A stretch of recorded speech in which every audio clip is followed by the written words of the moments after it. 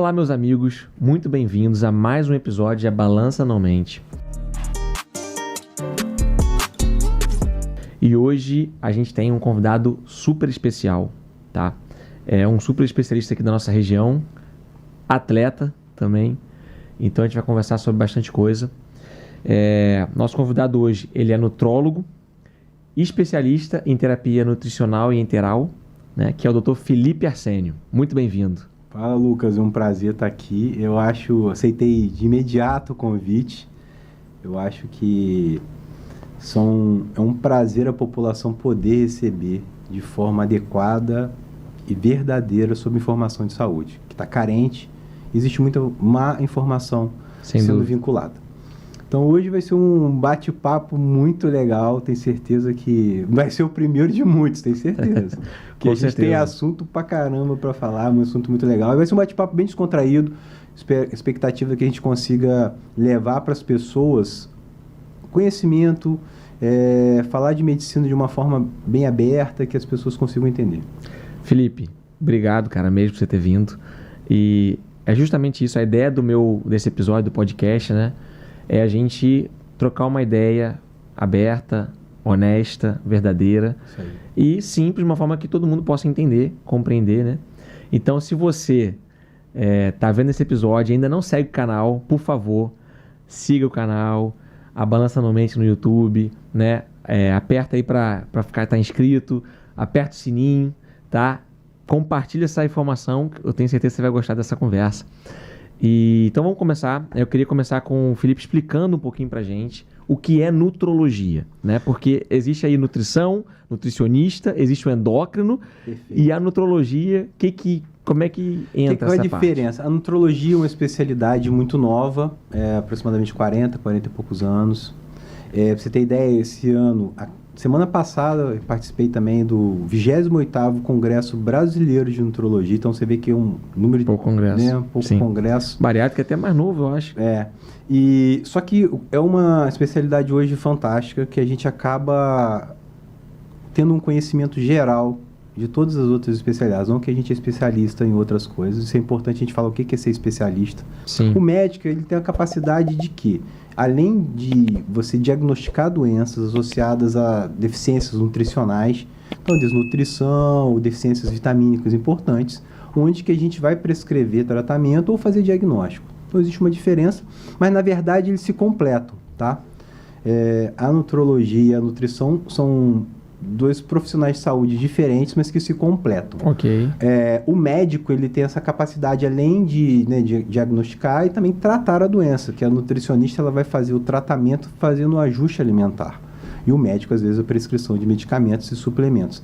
Então, assim, por exemplo, a nutricionista prescreve, às vezes, alguns suplementos considerados com RDI, que é a quantidade mínima que um ser humano pode receber. Ela não pode fazer nenhuma dose mais alta, outra nem mesmo de vitamina. Entendi. Já o médico tem essa capacidade de tratar uma hipovitaminose, tá? Então, legal. Eu não sei se eu consegui esclarecer, mas tanto que é o médico que vai fazer o diagnóstico de algumas doenças, né? Sim. E aí, assim, então, como médico, a diferença sua para um endocrinologista? Bem, o endócrino, ele está falando de quê? O endócrino é um especialista ligado às questões hormonais e metabólicas. A nutrologia, a gente está ligado a essas deficiências, mas a gente acaba tratando doenças metabólicas. Então, a gente trata a hipercolesterolemia, a gente acaba ajudando a tratar também um paciente diabético, tipo 2, principalmente esteatose hepática. Esteatose hepática, com certeza, que hoje é um grande mal silencioso. Falei há pouco no meu Instagram sobre isso. Ajuda na hipertensão, de que forma? A gente tem algumas coisas para fazer na dieta, diminuindo o sódio. Unindo a alimentação é a forma que você trata. Sim, a gente vai buscar através da alimentação e aí a modificação daquele ambiente ou daquela forma, daquela cultura alimentar, mas também tratar, que faz parte do médico tratar. E o que você analisa mais, assim, quando o paciente chega ali, aquela análise, o que chama mais atenção para você? Então, assim, eu vou me apresentar, né? Eu sou médico, vou fazer 22 anos esse ano formado. Beleza. Eu fiz residência médica em pediatria, sou pediatra e é importante falar que o que é um médico especialista. Sim. Médico especialista, ele não pode se auto-intitular. Sim. Ele tem que ter um título de especialista. Você tem os seus, que são vários também, assim como eu. E aí eu não posso chegar e falar, não, a partir de hoje eu sou cirurgião bariátrico, vou começar a operar. Ou sou nutrologista. Ou você é nutrólogo e começa a atender. Nutrólogo. Existe muita gente falando que é nutrólogo e não pode ser falado. Ele não pode se auto-intitular. Não posso ser... Eu aprendi a pilotar e virar piloto do Boeing amanhã. Será que você entraria no voo falando isso? Tá doido. Jamais. Então, o especialista na área, ele tem que ter o título especialista. Eu tenho 1.000. No Brasil, somos aproximadamente 2.000 nutrólogos com título especialista. Tá? Pouquíssimos profissionais. Tem muita gente... outros médicos podem trabalhar com nutrologia? Sim, isso é um ato médico. Eu posso operar também. Mas será que eu estou qualificado para isso? Né? Então, ele não pode se auto-intitular. Então, por isso que existe o RQE, que a gente fala, que é a qualificação de especialidade. E eu também tenho esse título na nutrologia, que são um dos poucos do Brasil. E também sou titulado, sou especialista em nutrição parenteral e enteral, que é uma especialidade médica que fala da nutrição do paciente crítico, principalmente, ou do suplemento oral, mas é o médico atuando também na nutrição.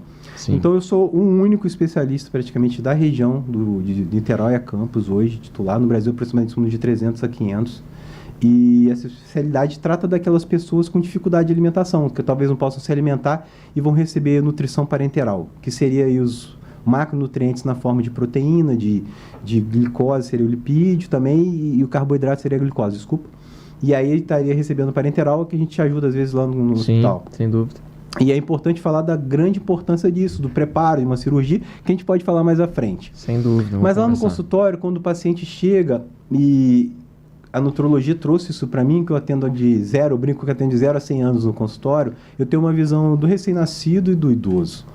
E eu avalio desde a entrada dele no consultório, o bebê com a sua família, o idoso que chega acompanhado, sozinho, e o adolescente. Então eu vou fazer essa análise, entendeu? Mas é importante a gente dizer que a nutrologia, a gente avalia a dieta do paciente. Então eu faço o recordatório alimentar do paciente no consultório. E lá eu faço o ajuste, principalmente da proteína. O foco é esse. O foco é a proteína. É a proteína. O ser humano, ele desenvolve, ele cresce e se torna homem, e se torna um adulto, e se torna um idoso saudável pela proteína que ingere. O paciente que é renal crônico, que faz diálise, tem que receber proteína numa quantidade menor. Você vê da necessidade. Então, a proteína, eu falo que ela é bloco de construção. Imagina que você vai fazer uma parede, tem que ter o tijolo para construir. Se não tiver, você não forma. A gente está falando do recém-nascido ao idoso, tá? Mas até te cortando aqui, já pensando assim, mas não pode ser só proteína. Não, lógico. A proteína é parte dela. A gente chama-se metaproteica. Todas as faixas etárias de vida, a gente tem uma meta proteica a ser atingida. Então, eu tenho do recém-nascido, eu tenho da criança, eu tenho do adolescente, eu tenho do atleta, eu tenho do adulto e tenho do idoso. E aí, dependendo também do objetivo que um paciente seu tenha, você pode também modificar um pouco isso. Eu falo que músculo é armadura. Então, desde o recém-nascido, a gente vê a imunidade do ser humano na pediatria iniciando a vida um pouco mais baixa, a criança vai crescer, vai melhorar a imunidade. Isso acontece depois de uma deterioração no final da vida, que no idoso que a gente chama de imunosenescência, né? A imunidade envelhecendo. Sim. Isso se a gente tiver... Isso tem a ver com a massa muscular. Se a gente tiver músculo, a gente se defende melhor. Na oncologia, por exemplo, que eu sou uma pessoa que atuo muito, o paciente oncológico, quando ele sofre da doença, eu falo que ele é vítima de uma doença oncológica. Sim. E ele precisa sair sobrevivente, podemos falar disso. Mas ele sobrevive se ele tem massa muscular, porque o quimioterápico é baseado na massa magra. O câncer adora o músculo. Então a gente pode falar sobre isso, por isso que leva a caquexia, que é o pessoa perder muito peso, porque consome muita massa muscular. Então, se você consome o músculo da pessoa. Consome. A gente chama ciclo de Core. A célula cancerígena, ela não respira, como as outras. Ela não faz ciclo de Krebs, ela faz ciclo de Core. O que é isso? Ela faz um ciclo anaeróbio para respirar, ela produz só 2 ATPs. É muito pouca energia.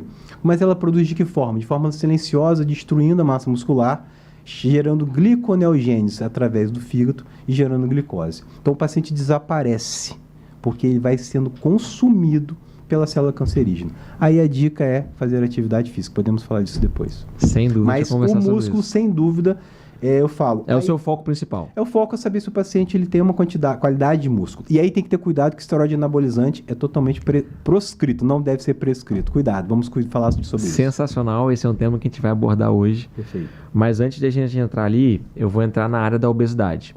Vamos lá. Você trata obesidade? Eu trato obesidade. Entendi. E o que é obesidade?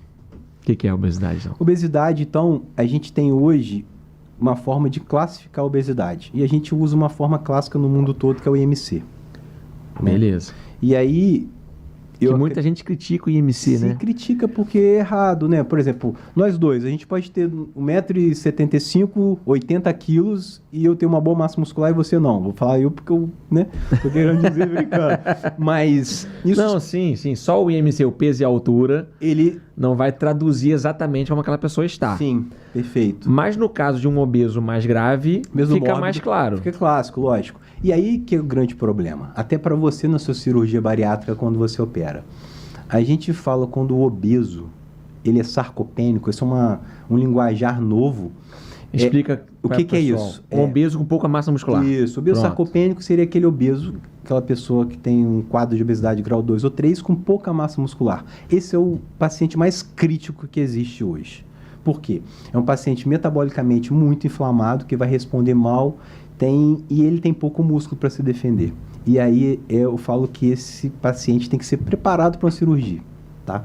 Porque a chance de ele ter complicações é muito maior de um obeso mais forte, tá? Por que o paciente obeso tende a ser forte? Você sabe explicar isso? O que você imagina? Por causa da insulina, ele começa a fazer resistência insulínica, a insulina é anabólica. Então o paciente acaba aumenta o músculo, mas não é interessante. A insulina aumenta o peso. A insulina ela gera um conflito metabólico que ele acaba sendo um hormônio anabolizante. Mas ele também estoca gordura. Sim. Ou tô enganado? Na verdade, sim. Que ele estoca, ele faz você estocar. Ele faz você estocar gordura, né?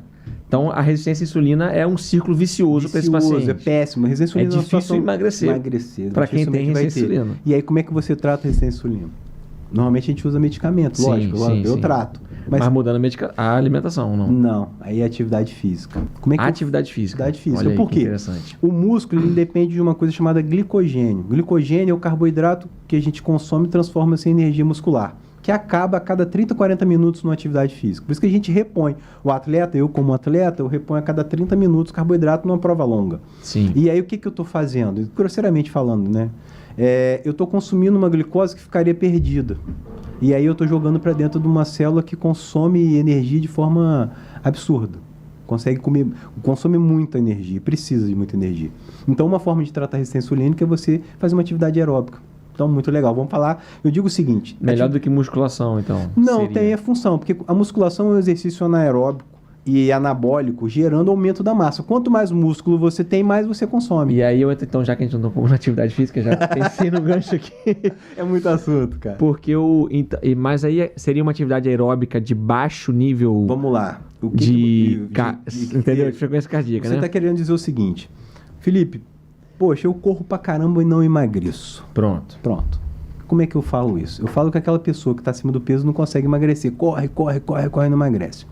O que acontece? O nosso corpo ele é perfeito. E aí ele tem duas vias energéticas. Que aí a gente usa o glicogênio, no caso do músculo, e a gordura corporal. Então, se eu quero emagrecer... Eu digo que emagrecer não é perder peso, tá? A balança não mente. Emagrecer não é perder peso. Emagrecer é perder gordura. Pronto, aí tirou onda agora. E aí o que é perder gordura?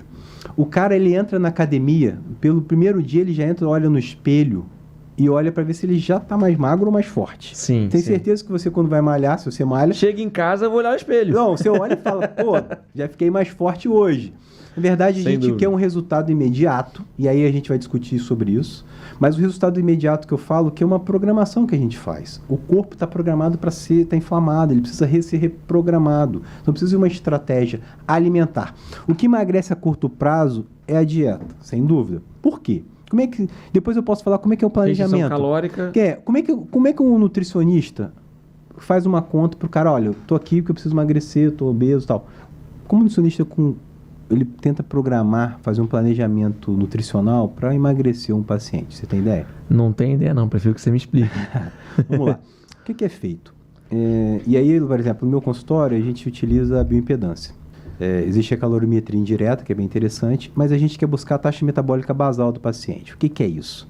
qual é a quantidade de energia que essa pessoa gasta em 24 horas. Beleza. Então, a sua... O ponto principal da bioimpedância é esse, só até já te... Não, a Porque bioimpedância... você vai ver a questão de massa muscular. Sim, a bioimpedância é uma ótima ferramenta que eu uso para acompanhar desempenho muscular. Você perdeu peso, perdeu foi o quê? Gordura ou músculo?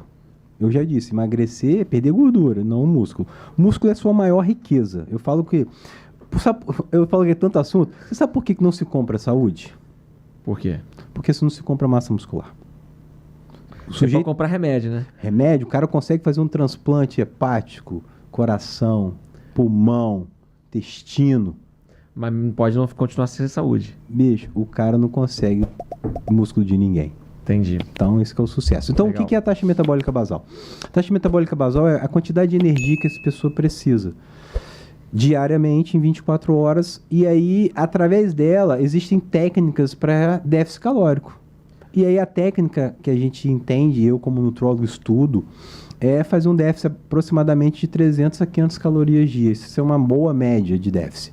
Mas imagina uma pessoa que tem uma taxa metabólica de 1.000 e 1.100 calorias. É muito comum isso na mulher obesa.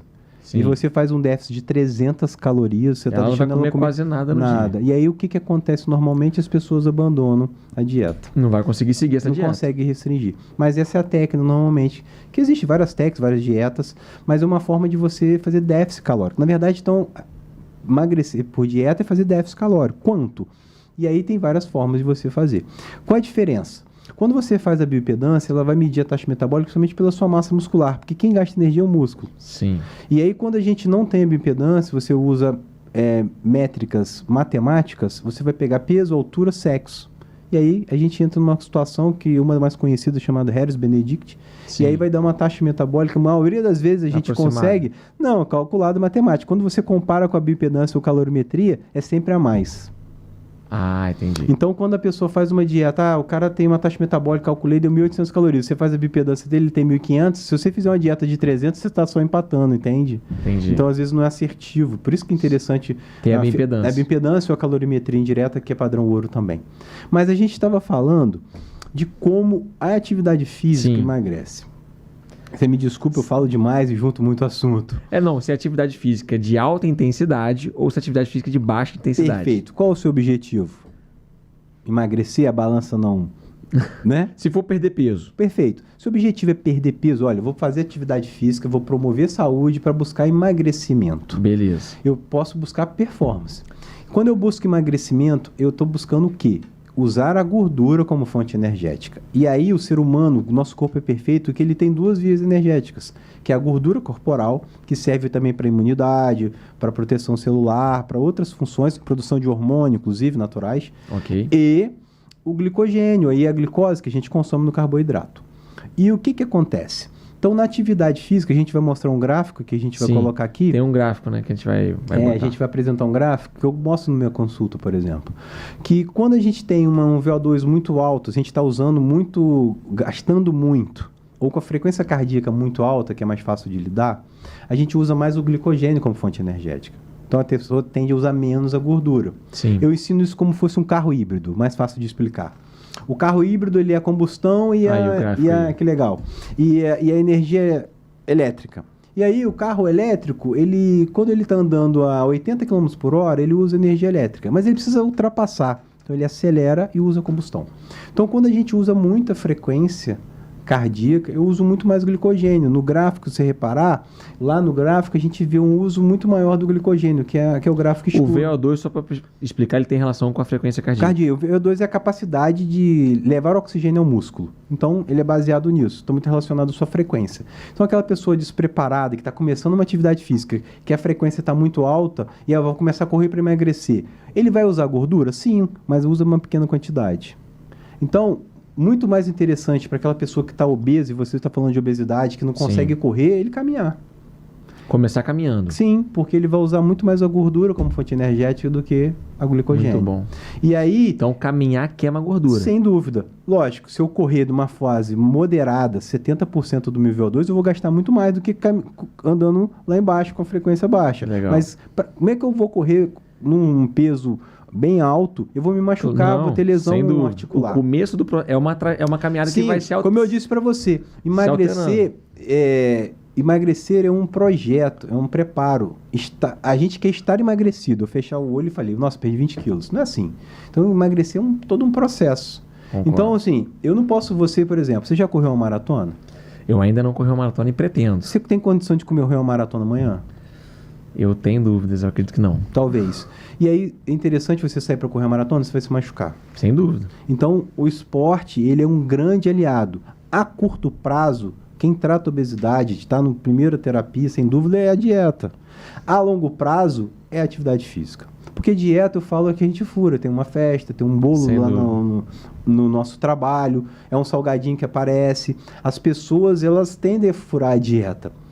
É o final de semana que chega para todo mundo. Sim. Mas o que mantém a pessoa, a manutenção do peso é muito conquistada pela atividade física. E lógico, quando a nutricionista planeja um déficit calórico, e aí ela fala, olha, você está aqui, em média, fazendo um déficit de 300 calorias. Você sabe quanto que precisa de queimar caloria para perder 1 quilo de peso? Você tem ideia?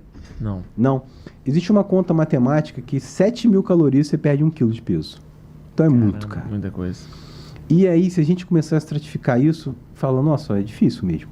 E aí, a atividade física é o grande booster disso, é a grande condição de você queimar cada vez mais. Eu falo que o nosso músculo é uma churrasqueira doida para queimar energia.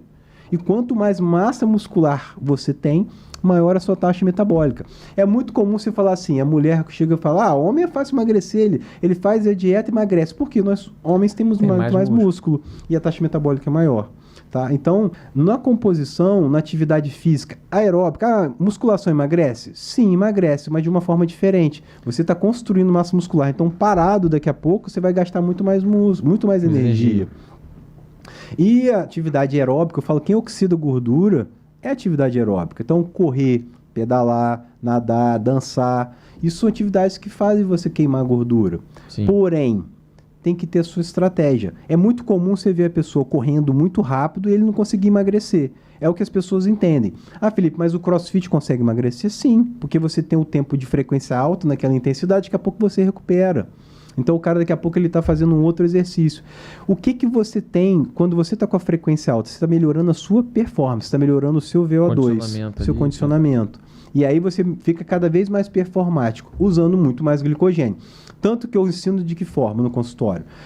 Emagrecer é contrário à performance. Porque na performance eu preciso de energia, então eu não posso economizar. Se eu economizo, o fragmento massa muscular entra em catabolismo. Sim. E já no emagrecimento é o contrário. Eu preciso emagrecer, então eu preciso usar mais a gordura como fonte energética do que eu buscar performance. Então depende do que você quer do esporte. Se emagrecer, então a estratégia é você usar... A estratégia vai ter que se alinhar a alimentação com sem a dúvida. atividade física. Repito. E avaliando tempo a tempo, seguindo um processo que não é rápido. O que para mim hoje é uma frequência cardíaca alta, porque eu estou começando no esporte, dando um exemplo, daqui a 6 meses, essa frequência vai estar muito mais regular, porque eu me condicionei fisicamente. Mas você tem que ter uma capacidade... Aí é muito importante a gente falar do profissional de saúde, o médico, o nutricionista, o fisioterapeuta, o professor de atividade física. Tem um acompanhamento, sabe? Isso é muito importante. Sim. Depois, se você quiser saber quem faz o meu, eu te explico. Sou eu mesmo. Não, beleza. Tá, legal. Então, Felipe, aqui, assim, falando sobre obesidade, né, não posso deixar de falar de cirurgia bariátrica. Opa! Que é meu carro-chefe, né? É uma área que eu atuo. E a gente está falando aí de um perfil de paciente. Lógico. Obviamente que a cirurgia bariátrica não é para todo paciente com obesidade. A gente está falando dos níveis mais altos de obesidade. Então, eu queria primeiro saber a tua percepção da cirurgia. Aonde que a cirurgia se aplica? O que a cirurgia é para você? Como eu falei para você, Lucas, eu, como nutrólogo e especialista em nutrição parenteral e enteral, eu quero viabilizar a qualidade de vida da pessoa. E hoje, nós somos 46% da população mundial em sobrepeso e obesidade. Só no congresso domingo passado. Sábado passado. E então, nós temos uma população que metade dela é obesa. E hoje, as maiores empresas que mais lucram são as empresas com os medicamentos hoje anti-obesidade. As empresas estão impulsionando suas vendas. A cirurgia bariátrica, ela é resolutiva, ela é importante para algumas pessoas. Um número de pessoas onde a doença está muito aplicada. E não é só a obesidade. O paciente já está numa diabetes descontrolado, o paciente está numa hipercolesterolemia descontrolado, o paciente é um hipertenso descontrolado. Sim. Então, o paciente, eu falo que é um paciente que está em risco de vida. Sim. E se ele não se cuida, ele tem uma chance de morte. Sim. E aí a cirurgia bariátrica dessa pessoa. Mas, Felipe, uma pessoa com IMC de 28 é para fazer cirurgia bariátrica? Não, sem dúvida não. E aí, como a gente estratifica a indicação da cirurgia com IMC, é importante a gente falar que a cirurgia não é para todo mundo. Você, melhor do que eu, sabe as técnicas, que você decide com o seu paciente qual é a melhor técnica. Sim. Eu, como nutrólogo, eu tenho uma visão que eu preciso cuidar. Eu falo que todo paciente bariátrico deve ter um nutrólogo para chamar de seu. Porque, normalmente, o paciente ele tem risco de perder massa magra. Esse é o grande... Massa magra é vida, tá? Sim. Então, ter músculos adequados. Então, o que eu vejo da cirurgia bariátrica? Uma visão bem explícita de que ela é poder e capacidade de salvar a vida. E ela deve ter a indicação. O paciente ele deve passar por todo o processo de tentativa de emagrecimento, assim como as leis, o regulamento. E existe casos que o paciente não consegue e ele tem risco de vida. Ele está numa condição grave de hipertensão, de diabetes e de síndrome metabólica. Ele é uma situação crítica que pode ser fatal. Geralmente o que eu vejo o paciente, quando ele chega para mim, ele já passou por tudo. Geralmente ele já passou por vários profissionais, segundo ele, eu já tentei de tudo, já tomei vários remédios, já fiz um monte de coisa. Claro que isso vai variar do que realmente conseguiu fazer ou não, obviamente, da capacidade do paciente, dos profissionais que ele teve acompanhando, né? Mas geralmente a cirurgia bariátrica nunca é aquela primeira opção, né? Afinal, é uma cirurgia, existe um risco na cirurgia, então você vai ter que analisar, né? Mas quando um paciente atinge um certo peso, né, cara? É muito difícil perder, Não, sem dúvida. O metabolismo, há uma mudança grande e você entende isso, né? Essa descompensação do músculo, da gordura, enfim. O que você está falando é o seguinte, obesidade é uma doença multifatorial. Sim. Não é só ganhar peso. É uma doença que ela está associada a várias condições, inclusive o ambiente onde você mora, com quem você vive, a sua forma de vida. Então, emagrecer não é fácil, tá?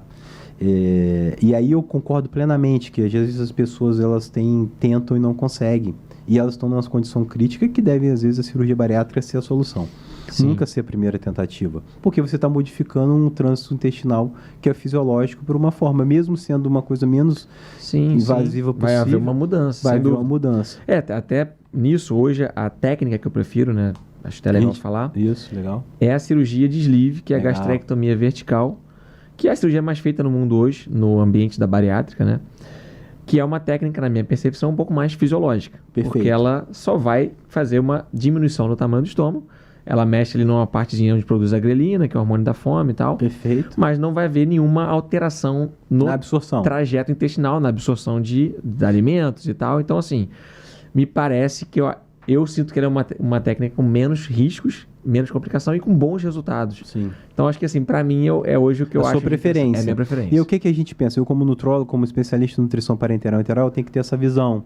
Quando o paciente ele vem de uma cirurgia bariátrica sleeve, eu entendo perfeitamente que houve uma redução da caixa onde o alimento chega. Sim. E aí, esse alimento, ele passa mais rápido também por esse local. Sim. E aí, muitas vezes, o alimento não consegue ser absorvido, ele passa pelo trânsito intestinal muito mais rápido. E às vezes gera deficiência de micronutrientes, que é bem diferente de uma cirurgia que você vai falar a outra opção que você tem, se você não fizer. Por que você faz uma segunda opção que não é sleeve? Por que você indica? Em qual paciente? Sim, a cirurgia do bypass, né? É uma cirurgia mais antiga. Ela é uma técnica onde diminui o estômago e vai fazer um desvio no intestino, né? Uhum. Então vai ligar o estômago no intestino. Uma parte do intestino não vai passar mais alimentos, né? Então essa técnica, assim, acaba que hoje em dia, eu deixo ela para casos outro plano, outra possibilidade. Só assim, casos assim, realmente que um sleeve não dá, alguma coisa assim, ou até pacientes diabéticos e tal, hoje eu tenho uma preferência pelo sleeve. Perfeito. Eu vejo resolução, eu vejo melhora, porque eu entendo que a cirurgia é uma parte desse tratamento. Perfeito. Então, a cirurgia vai começar esse processo de mudança e tal, o paciente começa a perder aqueles 20 quilos, 30, e aí começa o processo de atividade física, o seu ajuste na alimentação, e aí tudo começa a ajustar junto, entendeu? Perfeito. E aí, o que a gente está falando de obesidade e a minha visão da cirurgia bariátrica? O paciente que ele passa por uma cirurgia bariátrica, ele precisa ter muito cuidado. É muito comum, você sabe melhor do que eu, do reganho. Sim. E por que acontece o reganho? Porque o paciente ele acaba gerando uma estratégia de comer pequenas quantidades e ultrapassa a taxa metabólica dele e ele continua a não ter mudado de vida, de estilo de vida. Exato. E aí ele volta a ganhar peso. Sim. E o que é importante falar sobre a cirurgia bariátrica? a meta proteica ela tem que ser atingida para ver um emagrecimento saudável, sabe? Então, se o paciente ele perde muita massa muscular, não é interessante. É interessante ele perder a gordura. E aí, se a gente fraciona... Você sabe por que... Imagina assim, o whey... Qual é a dose de whey que a gente recomenda para tomar? Você tem ideia de quanto de proteína tem? 25 gramas? 30 25, 30 gramas. Quem quiser agora, olhe lá no whey da sua casa, dá uma olhadinha lá e vê quanto tem de proteína. Mas por que não tem 100 gramas lá? Não sei, seria mais difícil tomar, absorver, talvez? Talvez. Na verdade, o que a gente tem de estudo científico, tem outros novos estudos hoje tentando comprovar que o corpo consegue absorver uma carga grande de proteína ao mesmo tempo, mas o que a gente tem de segurança hoje é de 30 a 40 gramas de proteína. Entendi. Então, não adianta eu comer muita proteína num momento só. Parte dela vai ser absorvida e outra vai ser eliminada. Então, a gente tem um fracionamento proteico. E existe uma coisa chamada meta proteica. Um paciente obeso, ele... Vamos colocar em números aqui, com 140 quilos. É normalmente o seu tipo de paciente? Peso, sim. A gente fala de peso exclusivamente. 140, 130, 120, 150. Perfeito. Isso aí. Nós estamos falando de peso, números matemáticos, porque fica mais fácil para as pessoas entenderem. Um paciente de 140 quilos, ele tem uma meta proteica de vida. Nós estamos falando de cirurgia bariátrica. Ele tem que consumir pelo menos 1 grama de proteína por quilo por dia. Então, esse paciente teria que comer 140 gramas de proteína. Quanto que tem, em média, um bife de frango, um peito de frango, um bife de carne vermelha? Em média, pesando 100 gramas. Aproximadamente vai ter isso aí, entre 28 e 30 gramas de proteína. Quanto proteína tem um ovo? 6, 7 gramas de proteína. Não adianta eu pegar e comer 5 bifes no almoço. Eu posso ir para um churrasco, comer carne até aguentar mais. Mas o que isso vai virar síntese para massa muscular? Apenas um bife. Então, o whey protein, ele tem em média isso, 30 a 40 gramas. A gente tem vários tipos de whey, podemos discutir isso aqui, não sei se vai dar tempo, mas a gente sabe... Deixa para uma próxima. Sei que você vai me convidar para a próxima. Mas, então é importante que o paciente pós-bariátrico, ele tenha esse acompanhamento de perto, para a gente atingir meta proteica para ele. Isso que eu faço no consultório. Plano alimentar, cabe ao nutricionista, ela vai fazer trabalho no consultório, minha esposa também é nutricionista, ela tem essa capacidade. É um trabalho muito legal, mas eu foco quanto de proteína esse cara. Então, o paciente chega para mim com um plano alimentar feito por nutricionista e fala assim, deixa eu ver quanto de proteína você consome. Que isso é meu foco, isso é função minha. Que aí ele não tem risco de perder Toda refeição tu sugere ter uma proteína? Depende. Ou não? O paciente dialítico, renal crônico. Eu tô falando aqui no caso específico. Tudo bem. Do você não foi especial. O que eu falo?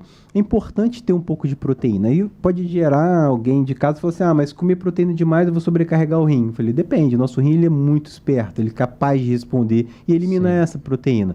Então, quando a gente faz uma sobrecarga proteica, se eu fraciono, não vai ter sobrecarga proteica. Não digo fazer sobrecarga. O que eu tô querendo dizer é você...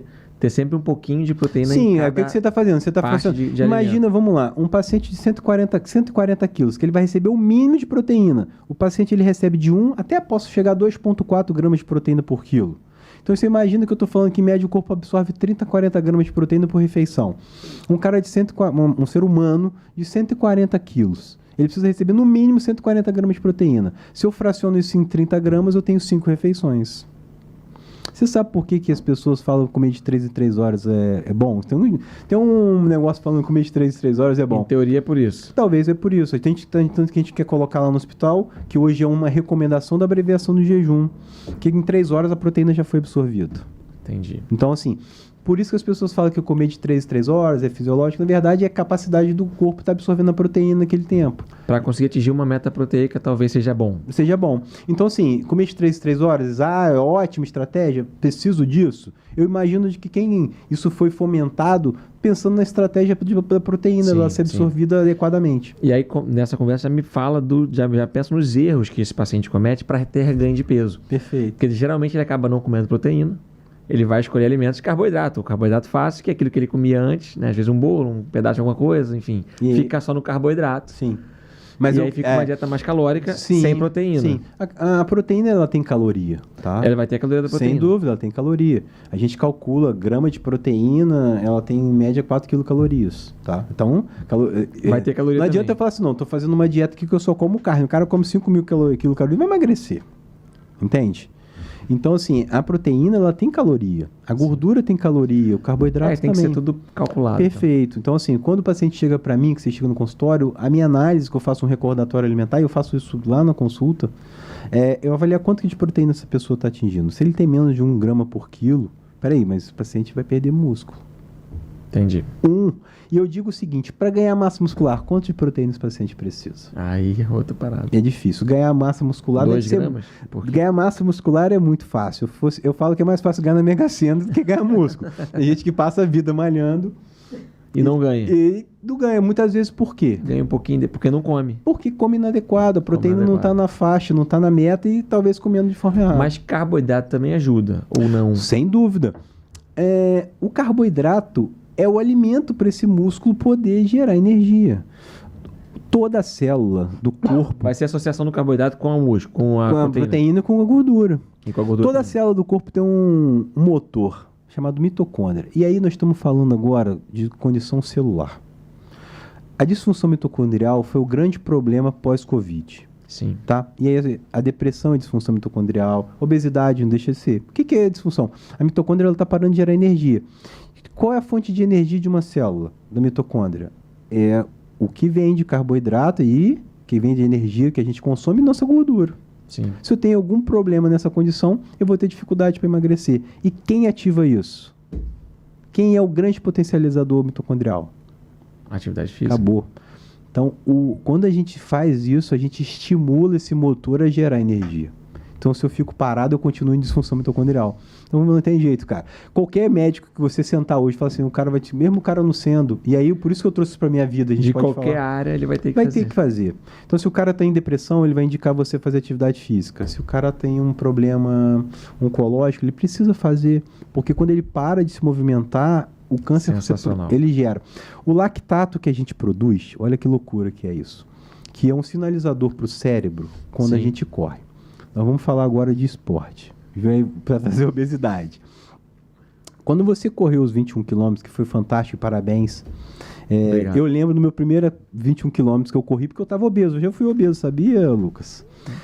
Rapaz, foi uma notícia nova para mim, que eu descobri hoje. Descobriu hoje? Eu brinco que eu sou o médico atleta. Eu posso dizer isso? Sem dúvida, eu brinco pode. sobre isso. Eu falo que eu sou tem até uma foto dele aí, mostra a foto desse atleta aí pra gente. Tem várias fotos lá no meu Instagram, fotos brincando. Sou nenhum atleta, eu falo que eu sou um esportista. E eu brinco que eu sou médico atleta. Pra mim, você é um atleta. Tudo bem. Na fase que eu tô, aí, ó. Aí tá seus títulos, Esse aqui são meus títulos, Legal. São os títulos da Associação Médica Brasileira de Nutrologia e Nutrição Parenteral e Enteral. Legal. É um grande prêmio, muito legal. Eu vou dizer pra você, eu conquistei meus títulos por causa da atividade física, tá? As provas são super difíceis, são provas que a gente, além da prova teórica, prova prática, você é filmado, como a gente está sendo filmado aqui agora. Na prova de nutrologia, a gente tinha 16 minutos para responder 4 casos clínicos e a gente é filmado, cara. São 2 pessoas. Massa. E a gente tem que saber ali. E eu fui aprovado. E eu digo, quem me fez bem, a prova eu fiz como eu tô falando aqui, cara. Lógico, nervosismo. Mas, cara, a resiliência do esporte faz a gente vencer isso. A mentalidade do esporte, eu acho que é muito resiliente. E na prova de título da nutrição parenteral e enteral foi a mesma coisa. Eu tava muito solto na prova, literalmente, assim. Parece eu tô aqui onde eu tô no meu dia a dia. Sim. E é isso eu digo perfeitamente. O esporte gera uma coisa chamada performance cognitiva. Olha, é muito assunto que eu falo, Lucas. Você sabe como é que eu avalio um idoso? Se ele é saudável ou não? A gente chama de idoso frágil ou idoso saudável. Primeiro, se ele é um paciente que ele tem perda de massa muscular. Cadê outra? Bota a foto dele aí do atleta. Tem várias. Vai lá. Não, e aí, como é que a gente avalia performance cognitiva no idoso? É pelo músculo dele, cara. Você avalia o músculo da coxa. Da coxa, a gente pede o tear test. Pra saber se ele tem sarcopenia ou não. Essa aí foi a maratona do Rio, que eu corri os 78 km. Pô, tu fez um pace super bom, hein, cara? É legal, né? 43, você até começou antes. Não, porque a gente... O que acontece? Tem aquela caminhada, é isso? Não. A maratona é fixada porque a gente acaba correndo em zigue-zague, desviando as pessoas, saindo, então acaba você tendo mais distância. Você não consegue. Eu fiz zigue-zague pra caramba. Então você vê que no final você tem aumento do seu ritmo. Mas aí depois de correr o 42, eu ainda fiz a prova dos 10. Eu corri os 78 km da prova, os 2 anos seguidos. Isso foi esse ano? Foi esse ano, essa é a foto desse ano. Que legal. E eu brinco que eu falo que a carcaça velha aguenta pressão, vamos embora. Mas a gente estava falando de performance e aí o cérebro da gente, eu falo que na nutrologia a gente fala muito de eixo cérebro-intestino e eu coloco o músculo embaixo. Ele é sinalizador para os dois. Então, Legal. quando eu tenho um músculo ativo, eu sinalizo muito pro cérebro. Então, você quer ter performance no trabalho? Faça atividade física. O que as grandes empresas hoje estão estimulando? Os caras se virarem atletas. Por quê? O cara que é um atleta, ele fica menos doente. Ele tem compromisso. E ele vai ter performance cognitiva. É um sucesso. Muito bom. Sensacional. Mas a gente estava falando aqui do esporte e como o esporte vincula. Então, tratar a obesidade, como eu disse, é uma doença multifatorial. Sim. Não adianta eu dar um remédio e falar, cara, toma esse remédio e tchau. Faz essa dieta, toma esse remédio, vai dar tudo certo. Vai com Deus. Esse cara vai ser um paciente que ele não vai ter sucesso. Isso é um estudo novo que me preocupou, tá? Que a cada 10 pessoas que você sugere mudança de estilo de vida, só uma muda. Isso me preocupou muito. Sim. Porque a tendência é as pessoas continuarem obesas. Sim. E o que é comum... Comodismo. E eu acho que isso tem a ver, isso é um sintoma da nossa sociedade. Eu até conversei isso com o Dr. Cristiano no outro podcast. Legal. Que a nossa sociedade... Vou lá assistir. Pô. Galera, assiste aí pra gente poder fazer esse podcast. Acho que você vai gostar se você ver Vou também. lá. Foi Vai ser um prazer.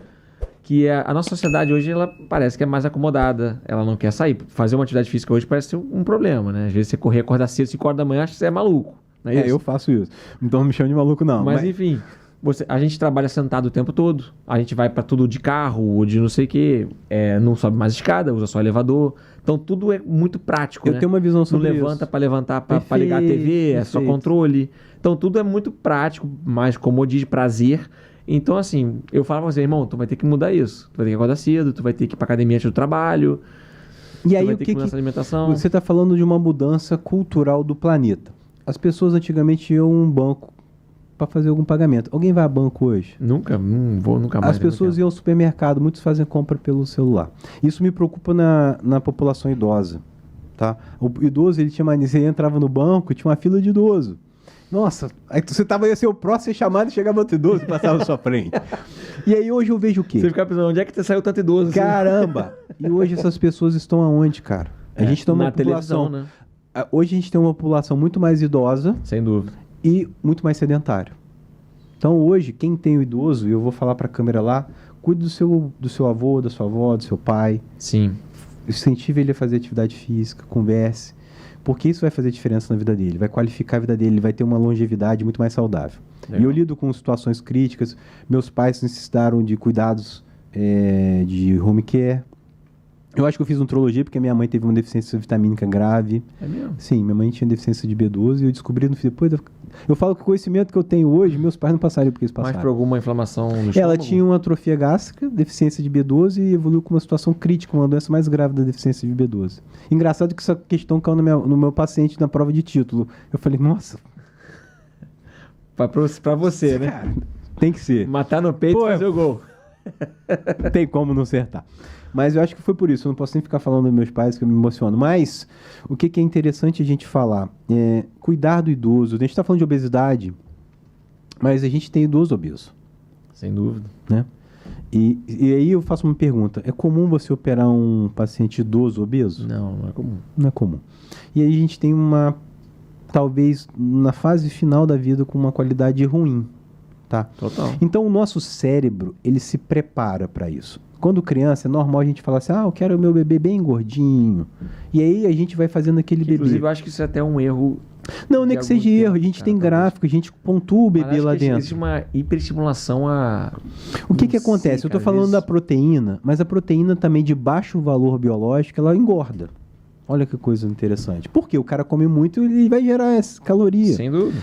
Então, tanto na fase do bebê até o idoso, a gente tem metas. Você quer ver uma coisa interessante sobre a obesidade, que eu acho que vai repercutir muito, Lucas? Do adolescente. Todo menino e menina, na faixa de 8 a 10 anos, ele começa a acumular gordura. É comum você ver, nossa, fulaninho deu engordada, menininho deu engordada. É aquela pochete que eu falo. Sim. E para que isso está acontecendo? Quando ele está na adolescência ali. Pré-adolescência. Pré-adolescência. E aí, ele era magrinho e de repente ele fica um pouquinho gordinho. Você fala, nossa, fulaninho deu engordada. Tá crescendo e deu uma engordada. Beleza. E o que esse menino ou essa menina está se preparando? Para fazer o estirão de crescimento. O que é o estirão de crescimento? Até então eles tinham baixas produções de hormônio. E aí, de repente, eles viram um menino e meninas. Então você vê que o garoto virou um homem do nada e a menina virou uma mulher. O que aconteceu? Foi uma grande produção hormonal. Nós produzimos hormônio de qual matéria-prima? Da gordura. Sim. E aí, neste momento, acontece um ajuste. Qual o cuidado que eu falo para você? O ideal é que esse menino entre nessa fase já em obesidade. Ele tente, no máximo, estar em sobrepeso. Porque ele vai se ajustar e vai organizar. Mas, Felipe, criança tem que fazer atividade física? Sim, a gente faz de uma forma mais lúdica. A criança brinca. Mas a gente tem que incentivar um adolescente para academia, fazer atividade física. Porque isso faz parte de você estar melhorando. Eu estimulo meu filho desde hoje, jiu-jitsu, natação. Perfeito. Você vai estimular com essas coisas, Perfeito. Esporte, né? Você não tem que... É difícil você fazer dieta para uma criança. Mas a gente vê hoje obesidade infantil, cara. Então, às vezes, tendo que medicar, tá? Aí eu já vejo que, assim, às vezes até falta de noção dos pais, às vezes, né? Sobrecarga de doce, essas coisas de escolha, né? Sim, a gente premia os nossos filhos Uma dando dieta chocolate. hipercalórica, né? Sim, sem dúvida. Mas o que a criança tem de interessante? A criança, para crescer, ela precisa ter diferente do emagrecimento, ela precisa sobrar energia. Sim. Então a gente também tem totalmente o contrário, aquela criança que não cresce. Porque déficit calórico para ela não está sendo interessante. Então, olha, é isso que eu falo. Você tem que ir no especialista. De criança. Não só tratar a obesidade. A gente também é difícil tratar aquela criança que não cresce. Muitas vezes ela não cresce por déficit calórico. Então ela não atinge. Diagnóstico, né? Não, diagnóstico. Então, assim, também da mesma forma que a gente tem obesidade, não é sair cortando dieta de todo mundo. Sim. Isso é muito sério. Por isso que você tem que procurar o especialista e para você saber qual o caminho que você tá. Meu filho tá adequado ou não, qual caminho seguir. Então lá no consultório eu faço isso. Eu tenho uma bioimpedância do meu filho, Davi, ele tá com 14 anos hoje. E eu tenho bioimpedância do Davi feita desde os 11 anos de idade. E aí, para que eu fiz isso? A gente vai falar, Felipe, isso é um método que não funciona na criança. Tô documentando. E eu consigo perceber, porque olha que interessante. Na pré-adolescência, quando tem um leve aumento da insulina, não tô falando que ele vai ficar com insulina alta, mas você começa a sinalizar que a insulina daquele menino está aumentando, ele está dando um sinal anabólico que vai fazer o tirão de crescimento. É impressionante, eu acompanho isso no consultório. Legal. E é muito legal.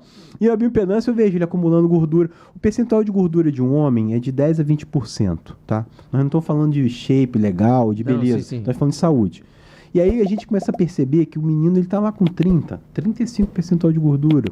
E de repente ele começa a cair e aumentar a massa magra. Ele vai aumentando o músculo na medida que vai cortando a gordura, vai produzindo testosterona e ele vai ganhando massa muscular.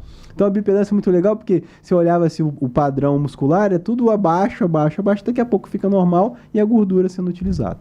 Mas cuidado, músculo não deve ser construído com esteroide anabolizante. Vamos falar disso. Pronto, é aí que agora eu quero chegar, está chegando nessa fase, e tem duas perguntas para fazer para você. A primeira, na verdade, é sobre a questão do atleta, tá? Só para a gente finalizar a parte de esporte, né? É como é que você consegue conciliar a sua vida de trabalho com essa vida de esporte, que eu acho que não é uma coisa tão simples, porque você tem que treinar bastante. Perfeito. Como é que é a sua rotina de treino? Lucas, vamos lá. Eu fui obeso, né? Eu cheguei a pesar aproximadamente uns 105 quilos. Hoje meu peso médio, que eu tô falando, a gente estava conversando aqui, eu tô pesando aproximadamente 83 quilos, 84 quilos há 4 anos, eu acho, assim. Não mudo. E o que faz a diferença? Porque eu treino todo dia, tá? Eu vou te falar. Mas eu tive um caso de uma dor precordial, tá? Eu pesava 107 quilos, sempre fui um médico muito estressado, isso é fato, quem me conhece há muito tempo, sabe como eu era, não que eu era um médico muito... Não, entendi, sei. E o esporte me ajudou demais, tá? E aí eu falei, cara, eu tenho que mudar de vida. E quando eu passei mal, eu sempre fui atleta na minha infância, eu estava te contando aqui antes, acho que um próximo podcast a gente fala sobre isso. Conversa sobre isso. E aí eu falei, cara, eu vou voltar a ser atleta, que eu sempre fui. E aí eu comecei na atividade física, eu comecei correndo. E eu lembro que eu comecei correndo 2 km, 3 km, e eu sou um cara que eu gosto de ir em busca dos meus ideais, dos meus objetivos. E aí eu comecei a correr 5, correr 10, correr 21, e olha que interessante que aconteceu comigo.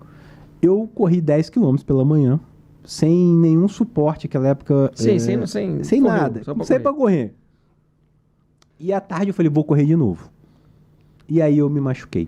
Eu só tenho uma lesão na vida no esporte, que foi essa época, aproximadamente 2014, 2015, que eu fiz uma síndrome da banda iliotibial, que na verdade não é uma lesão, é tipo uma leve tendinite, de tanto o tendão ficar esbarrando no osso, você meio que engessa o joelho. E você não consegue fazer nada. Caramba. E eu tava numa fase muito legal, porque eu já tava emagrecendo bem.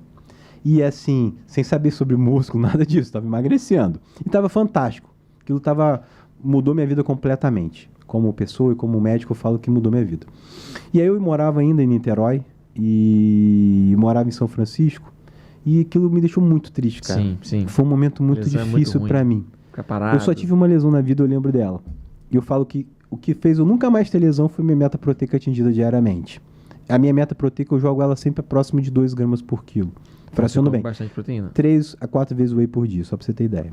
Caramba. Então eu tomo whey de manhã, de tarde, eu justo a minha meta proteica. Eu peso 84 quilos, faz a conta. Se eu quiser 2 gramas, eu tenho que 160. 160, seriam 6 dietas com proteína. Então é o que vai valer do meu dia a dia. Porque o atleta precisa de proteína mais alta, porque senão ele se machuca. Esse é o grande problema do jogador de futebol, do corredor. Se ele não atinge meta proteica, ele vai se machucar. Interessante. Mas voltando lá, então nessa época eu estava acima do peso, obeso, correndo. Então a chance de se machucar é muito grande. As articulações, os tendões. E esteroide anabolizante é péssimo para tendão, porque fibrosa tendão. Então vou falar desse assunto depois. Isso. E aí, cara, eu tive essa lesão. Fiquei muito para baixo, fiquei triste. Mas eu falei, não vou desistir. Eu sou atleta, eu gosto disso. Eu gosto de atividade física. Meu pai me ensinou a ser assim. Aí você ficou quanto tempo para voltar? Calma. Eu tive a lesão, eu falei, cara, eu preciso me movimentar, fiz uma ressonância na época, e eu falei, olha, uma síndrome tibial, tem que fazer fisioterapia. E eu usei uma estratégia um pouco da fisioterapia, lógico, fiz as sessões, mas eu falei, cara, eu não posso ficar parado. Foi malhar. Não, eu comecei a fazer pilates, e eu gosto muito do pilates. Faço pilates hoje em dia, tá? Por um objetivo que, como eu tenho massa muscular, eu fico muito encurtado, isso ajuda muito no dia a dia, ajuda muito a evitar lesão e em condicionamento. Então, faço pilates uma vez por semana, talvez é pouco, mas nessa vida corrida que a gente vai falar aqui é muito. Sim. E aí, o que eu fui fazer? Fiz o pilates e comecei a fazer uma coisa que eu não me vejo fazendo hoje. Aquele transporte na academia. Sei. Então, aquilo não tem lesão, aquilo não tem impacto. Sim. E ali foi a minha forma aeróbica de fazer atividade física. Caramba. Fiquei ali 2 meses fazendo transporte, pilates, e eu comecei depois a fazer, o que eu faço até hoje, um reforço muscular. E aí, nesses 2 meses, eu caminhando no calçadão de Niterói, eu vi as pessoas andando de bicicleta ali em São Francisco. Hoje está bem diferente por causa do túnel lá. E eu comecei, falei, cara, vou começar a pedalar, que isso é fantástico. Eu acho que hoje é o esporte que eu mais gosto de fazer. Você gosta mais de pedalar, cara? Mais pedalar. Pra mim é um esporte fantástico. E eu faço muito menos hoje que correr. Correr pra mim eu falo que salva a minha vida, diariamente. Então eu treino todo dia e acabo correndo mais vezes. Mas pedalar... Você corre todo dia? Não, corro todo dia não, porque isso não é ideal. Você corre 3 vezes? Lucas, em média, de 2 a 3 vezes por semana, tá? Um triatleta, hoje, que eu fico assim, eu fiz um Ironman, meio Ironman já em 2017, 2018, as provas longas eu parei um pouco, até pela minha rotina, porque eu não tenho tempo de treinar tanto. Sim. E aí eu vou falar isso daqui a pouco, mas aí o que eu fiz na época? Comecei a pedalar. Comprei uma mountain bike e fui pro asfalto. Os caras pedalavam na bike de speed, que é a bike de asfalto. Aí eu falei, não, vou chegar atrás desses caras, vou ficar andando com eles. Mas foi uma piada, né, cara? Quando eu fui tentar pegar, o ritmo é completamente diferente. Eu fui comprei minha bike de speed, comecei a pedalar. E aí virou minha paixão, cara. Isso fez uma grande diferença na minha vida, pedalar. Quando eu vim pra morar em Macaé, já tô morando aqui há 12 anos, eu não queria vir morar porque, caso que eu não sabia se eu tinha como pedalar aqui. Olha que loucura, cara. Caramba. Porque eu adorava pedalar onde eu morava. E aí um dia eu trouxe a bicicleta pra cá, encontrei uns amigos pedalando e aí eu falei, putz, aí sucesso. deu certo. E Macaé é uma cidade especial pra quem quer fazer atividade física. Eu acho também. O triatlon, por exemplo, que é o esporte. Você sabia que eu sou vice-campeão estadual na minha categoria do esporte? Que isso? No triatlon sprint. 2023 fiquei em 2º lugar na categoria. Parabéns. Nunca fui ligado nisso, mas eu falei, vamos lá competir e a gente deu certo, né? Eu brinco. Legal. E hoje eu continuo competindo. Mas o esporte pra mim no meu dia a dia, eu falo que eu treino de 20 a 30 minutos todo dia. De domingo a domingo. Mas, Felipe, é certo? Na verdade, o Felipe treina assim. Não quero que isso seja... Sim, é de cada um. De cada um. Mas é a minha forma de tentar manter meu ritmo, meu peso, minha condição física. Como você falou, eu começo a acordar às 5h30 da manhã e muitas vezes eu paro de trabalhar às 10, 11 horas da noite. Então eu sempre tento encaixar antes do meu dia começar no trabalho ou no final, em 20 a 30 minutos de atividade física. Então eu tenho uma bike de spinning em casa, ou eu vou na academia 30, 40 minutos, ou eu corro. Raramente eu nado para um triatleta, muito pouco, mas às vezes eu vou lá nadar. Amanhã, sábado, assim, nos finais de semana eu tento nadar e pedalar. Então essa é a minha rotina diária. Todos os dias eu treino. Treina muito, Felipe? 20 a 30 minutos. Ah, mas como é que você consegue correr 78 quilômetros? Nos finais de semana eu faço meus treinos longos. E eu posso falar que esse ano de 2024, eu fiz as 4 provas da Maratona do Rio, que é muito divertido. O 5, 10, o 21, tem essa o 42. Foto da medalha ali? Temos uma foto ali. Tem do ano de 2023 e 2024, que a gente fez os 78 quilômetros. 2023 teve menos gente fazendo isso, 2024 teve algumas pessoas fazendo isso. A gente vai botar ali. E é muito difícil porque você termina a maratona tendo que correr a prova dos 10. E normalmente a gente chega já com a prova largada. Então a gente já tem que entrar na prova largada. Você termina aí imediatamente? Imediatamente. Você tira uma medalha e vai, porque não dá tempo, uma largada atrás da outra. Então todo mundo que fez, ele acabou chegando ali no já a prova dos 10 largando. Então, na verdade, essa prova não foi para buscar performance, foi para completar a prova. Entendi. E aí ter essa condição, entendeu? Entendi. Mas eu fiz a prova do 21. No ano 2023 foi mais difícil, porque eu corri o 21 às 6 da manhã, acabei, fiz acho que 1h45, e às 9 corri a prova dos 5, no sábado. E no domingo corri 42 e o 10. Fiz isso em 2023, fiz isso em 2024. Falei que não vou fazer em 2025, mas certamente farei novamente. Porque é muito legal. E aí os treinos são muito legais no final de semana. Entendi. Você estava me perguntando aqui em off, como é que a gente sinaliza o treino para correr uma maratona? A gente faz longas distâncias, né? O corpo se adapta a isso. Eu estava te explicando como é que toda vez que a gente corre e o glicogênio acaba, olha que legal. São as medalhas que você pegou. Isso na verdade foi 2023 a camisa azul e essa de 2024 a camisa vermelha. A Maratona do Rio ela faz um desafio que é correr o sábado 21 e 42 no domingo. Então ela dá a medalha do 21, a medalha do 42 e aí quem completa isso ganha uma terceira medalha. Mas eu corri a prova dos 5 e a prova dos 10. Então eu tenho as 5 medalhas que a Maratona do Rio fornece. Que legal. Presentei a quem termina. Isso aí, cara, pra muita gente não tem valor nenhum, Lucas. Mas pra mim, pô, tá doido. É o que salva a minha vida. Tá? Legal. Não tem preço. Sim. Né? E o que é legal disso aí é dizer o seguinte: o ser humano é capaz. Sim. Mas não é sair da loucura pra fazer isso, né? Ah, Felipe, você treina há quanto tempo? Tem que ter um preparo pra isso. Como eu falei, já fui triatleta, eu brinco que eu tenho uma foto no Instagram, não sei se vocês vão conseguir achar lá, que eu falo que eu fui iniciante, eu virei uma máquina, porque eu fui uma época que eu fiquei com 6% de percentual de gordura. 6%? 6% em 2018. Isso aí é de, sei lá, atleta, não sei. Atleta, alto nível. É alto nível. Só que qual o problema? Nas longas provas, como você tem baixa quantidade de gordura... Tem que comer mais, vamos dizer. Aí eu preciso repor mais glicogênio. E aí depois entrou logo em seguida o Covid, e aí deu um baque todo mundo. Eu continuei fazendo atividade física em casa, como todo mundo, né? Quer dizer, boa parte da população, sim, né? Sim. E hoje eu faço as provas curtas, porque é o tempo que eu tenho para treinar, né? Não adianta eu querer fazer uma prova meio Iron, são distâncias longas no triatlo, ou correr várias maratonas no ano sem estar treinando. Até eu falo, brinco assim, já fiz várias vezes, tá? De sair de casa para correr 10 km e correr 42. Então, você me perguntou isso. Em 2023 eu fiz, se eu não estou enganado, 13 ou 14 maratonas treinando. Caramba.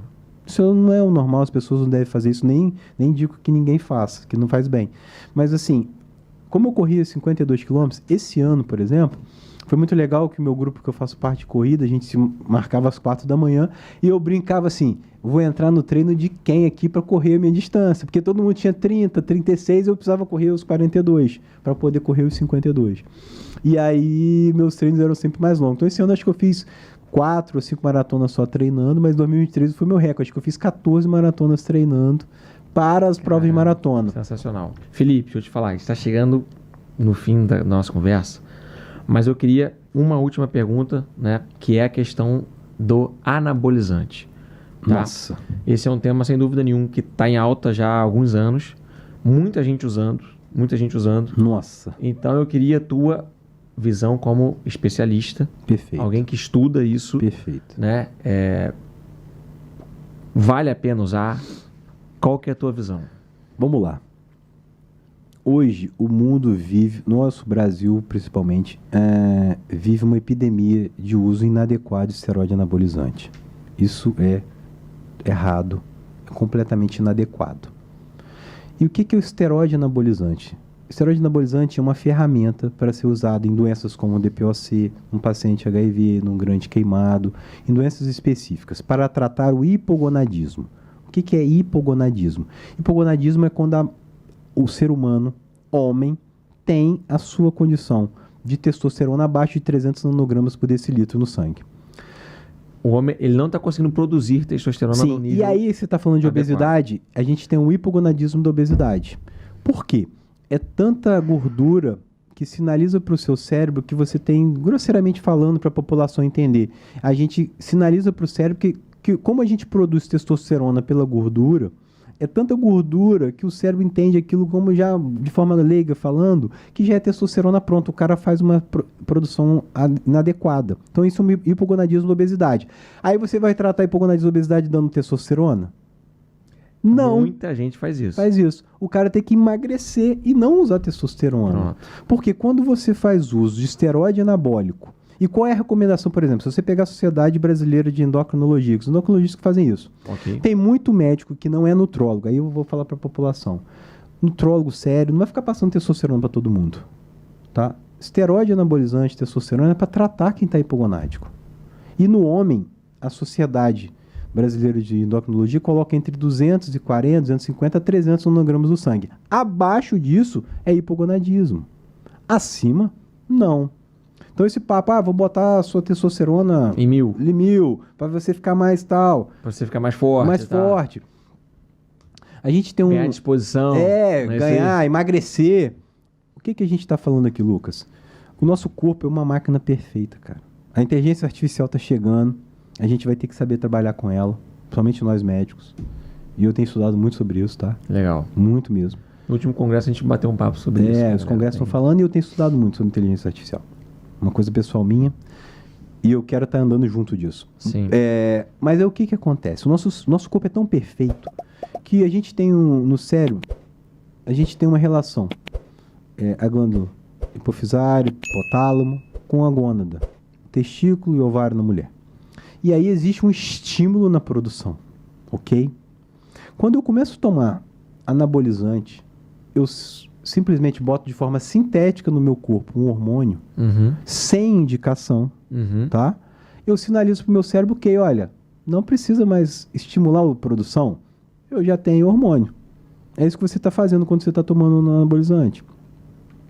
E aí o cérebro fala, opa, gônada, testículo, para de produzir, fique atrofiado. Então a gente vê... Você vai atrofiar. Perfeitamente. Então você acaba tendo uma atrofia do sua gônada. No homem, isso vai trazer várias repercussões negativas. Então o cara vai perder a libido dele, tá? Ele vai ter risco de doenças cardiovasculares. O coração é um grande músculo e ele fica enorme. Então isso é um efeito colateral comum. Vou te dar um exemplo rapidamente de um colega médico de Niterói que me ligou pedindo ajuda para um paciente que entrou no consultório dele que estava com um cardiologista, tá? Com falta de ar. E ele me liga desesperado que a fração de ejeção dele era de 25%. Que isso? Só para as pessoas terem ideia, é 70%. Coração enorme.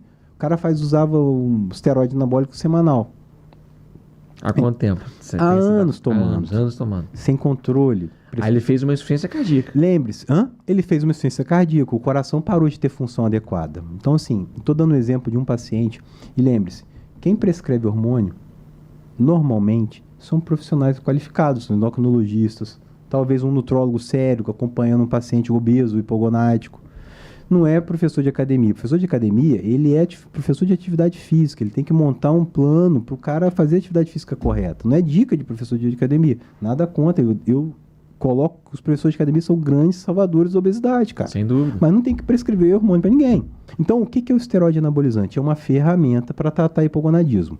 Para ser bem simples, hipogonadismo no homem é quando ele tem, vamos colocar 300 nanogramas desse litro de testosterona abaixo de 300. Beleza. Acima disso, o cara não tem necessidade, ele tem que emagrecer. Certo? No caso da obesidade, sim. Sim. E aí você trata a obesidade fazendo hormônio, você piora a condição dele, você vai atrofiar um testículo que já funciona mal. Esse cara vai se tornar dependente dessa droga e quando ele parar, ele vai ficar mais obeso ainda. É uma tragédia. É uma tragédia. E aí a gente tem um outro parâmetro de uma população que me assusta hoje usando testosterona, que é a mulher. Sim. Cara, a mulher tem 20 vezes menos testosterona que o homem, de 10 a 20, tá? Então, em números, a testosterona da mulher chega ao máximo de 40. E o homem chega a 800. Sim. Tá? Mulher não tem que ficar tomando testosterona. Não existe indicação técnica, laboratorial de corte, exame. Indicação. A indicação é única e explícita clínica, que é a síndrome, tá, do desejo hipoativo sexual, é a baixa de libido na mulher, que é muito comum na fase da menopausa na mulher. Essa mulher, pelo ginecologista, avaliar, talvez fazer testosterona um período. Não tem indicação de mulher nenhuma usar testosterona. Porque testosterona deu exame de sangue, deu baixo. Nem existe hoje, se você pegar os livros de endocrinologia, os endocrinologistas podem vir aqui e comprovarem isso, ver as sociedades falando, não tem nenhum limite, olha, o exame de laboratório da mulher deu tanto de testosterona, tem que repor. Não, testosterona é um hormônio masculino, mas a mulher produz. A mulher produz testosterona, você sabe aonde? 25% no ovário, 75% na suprarrenal. Então, assim, você vai trazer uma confusão tão grande, porque você vai impactar o ovário, a produção do hormônio do estrogênio. Então você vai trazer uma confusão tão grande para essa pessoa, que talvez ela nunca se regule. Tem efeito colateral mental, aumenta estruturas cerebrais, aumenta a irritabilidade da mulher, cai cabelo, muda a genitália da mulher, traz deficiência óssea. Então é muito problema. Então, não aceite usar esteroide anabolizante se o médico passar para você, se você não tiver hipogonadismo. Se você for homem, se mulher, não tem indicação. Esse negócio de passar um gelzinho no corpo, e aí o risco, porque se a mulher passa gel ou o homem e abraça o filho, ele pode fazer uma prematuridade sexual no filho e na filha. Caramba. Isso as pessoas não falam. Então, o risco do esteroide anabólico tá uma coisa... Eu tô assustado, tá? Tem me preocupado. Eu tenho veio... No consultório só chego os problemas, como eu sou um cara sério e trato doença, eu chego com os problemas de quem usou. E assim, cada dia mais entra gente naquele consultório falando com esse problema. Então, o esteroide anabólico foi um assunto que eu acho que as pessoas têm que entender o seguinte. Anabolizante é doping no esporte. Então, assim, eu estou gostando que tem saído cada vez mais resultados de pessoas sendo desclassificadas por uso de esteroide anabolizante. Mulher é tão sério que mulher não tem nível de testosterona. Qualquer cheiro de testosterona sintética no corpo é doping. E no homem também, no esporte, tá? E existem outras formas de anabólico que as pessoas usam que são doping no esporte. Então tenham cuidado, passar gelzinho, alguns medicamentos que são usados para melhorar a performance são anabolizantes. Agora, no conceito do dia a dia, para a gente acabar esse papo, senão a gente fica aqui 5 horas, esteroide anabolizante. A minha, como atleta, que você falou que eu sou, né? Como médico, não é para ser usado dessa forma. A coisa está desordeira. As sociedades estão cada vez mais buscando tentar evitar, em luta com a Anvisa, essa prescrição, esse consumo completamente descontrolado, sem controle nenhum, e trazendo muito problema de saúde. Porque o cara fazer um problema de saúde cardíaco, deixa o cara, ele para de trabalhar, o cara se hospitaliza, gera um problema de saúde enorme, sem contar com a vida dele. Esse paciente provavelmente ele vai ter dificuldade para retornar a ter uma atividade, uma vida saudável de atividade, porque ele não consegue. Mas eu disse um exemplo, você tem tromboses, você tem outros problemas que você gera pelo uso inadequado. O câncer, assim... No fígado é possível... O que acontece? O esteroide anabólico ele é metabolizado no fígado. Então, assim, você pode ter estímulos inadequados lá. E normalmente os caras vão usando doses que eu fico assim... Que isso que os caras estão fazendo, cara? Porque você tem técnica para repor testosterona para alguém. Não é esse jeito que o cara fala, não, toma uma ampola disso uma vez na semana. Aí você vê um monte de médico que não tem especialidade nenhuma, falando de hormonioterapia. Isso não existe essa especialidade. Integrativa, isso não existe, cara. Que especialidade integrativa é essa? Isso não existe no meio médico. Você sabe melhor do que eu. Especialidade médica é uma coisa séria. E esteroide anabólico é uma coisa séria. Tem que ter cuidado, porque as consequências muitas vezes são irreversíveis. Sim. Felipe, muito obrigado, cara. Nossa. Pela tua participação aqui. A gente conversou de bastante coisa. Eu tenho certeza que vocês vão gostar muito, né, dessa nossa conversa. Geralmente eu faço uma última pergunta, né? Se você tem uma mensagem final a deixar, uma coisa bem curtinha, que você não falou ainda e possa ajudar alguém que está assistindo aí a gente e tal. Esse é o momento. Eu quero dizer o seguinte, que para as pessoas terem qualidade de vida, ela precisa ter 4 condições. Ela precisa se alimentar bem, e se alimentar bem não é comer caro, as pessoas podem confundir isso. Se alimentar bem é comer comida normal. Bem balanceado. Não, comer comida normal, balanceada. Estar ativo, e aí tem um tempo mínimo que é importante falar. As pessoas precisam treinar ou se movimentar 150 minutos por semana. Isso que a Organização Mundial de Saúde pede de uma forma moderada, pelo menos 3 vezes na semana, atingir 150 minutos de atividade física semanal. Então a pessoa fala, olha, eu não quero ser mais sedentário. O que eu preciso fazer? Treine 150 minutos por semana. Mas não pode ser um dia só. Tem que ser pelo menos 3 vezes. Dormir bem, porque isso impacta na obesidade, tá? Sem dúvida. E dos receptores cerebrais de fome e saciedade. Cortisol. E aí a gente fecha com a qualidade de vida. E aí eu digo, quem faz atividade física melhora a qualidade de vida. Para fechar, músculo é sua armadura, não compra. Cuide do seu músculo. Sensacional, Felipe. Muito obrigado. Um abraço, até a próxima. Meus amigos, obrigado aí. Espero que vocês tenham gostado de assistir essa entrevista. Felipe aí deu uma aula muito bacana aí de nutrição. Eu fui professor de medicina, sabia, Lucas? Aí, fala super bem, professor. E compartilha essa mensagem com alguém, gostou ou não, curte, entendeu? Se inscreve no canal. É isso. Até a próxima, meus amigos. Um abraço. E olha, gente, esse é um canal que eu gostei de vir aqui. A balança anualmente é um negócio muito legal que eu gostei pra caramba. Que legal. E eu falo que você está promovendo saúde, cara. Se você não sabe, fique sabendo. As pessoas que estão assistindo isso aqui, de alguma forma, estão conseguindo receber alguma informação que pode impactar na vida delas. A gente falou muito pouco, conversou, falei demais, mas... Não, mas é isso aí. Parabéns. Poxa, obrigado mesmo. Fica com Deus. Um abraço. Tchau pra todo mundo.